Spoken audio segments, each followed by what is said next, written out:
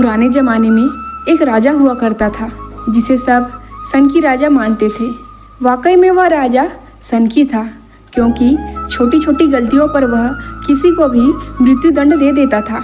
राजा के महल में फूलदानियाँ बहुत ही सुंदर तरीके से सजी होती थी और इन फूलदानियों के संग्रह को अपने महल में आने वाले सभी अतिथियों को राजा दिखाया करते थे। एक दिन उनका सेवक उन फूलदानियों की सफाई कर रहा था।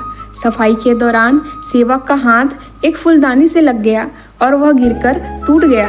राजा को जब इस बात का पता चला तो उसने उस सेवक को फांसी पर लटकाने का आदेश दे दिया।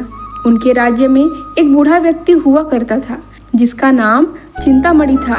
जब यह बात बूढ़े चिंतामणि को पता चली, वह तुरंत ही राजा के पास गया और उस फूलदानी को जोड़ने की बात कही। इस प्रकार वह बूढ़ा चिंतामणि फूलदानी रखे हुए स्थान पर पहुंचा।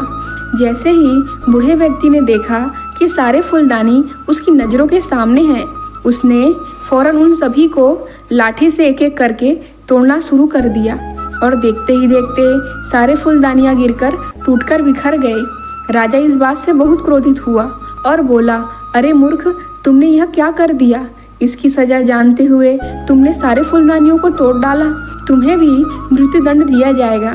इस पर बूढ़े चिंतामणि ने दृढ़ता से जवाब दिया, महाराज, एक फूलदानी के पीछे आप किसी एक को मृत्युदंड देते हैं। यदि हर फूलदानी के बदले आप हर व्यक्ति को मृत्युदंड देंगे तो भविष्य में 35 लोगों की जान जाने की संभावना थी, क्योंकि हर फूलदानी के पीछे एक व्यक्ति की जान जा सकती थी।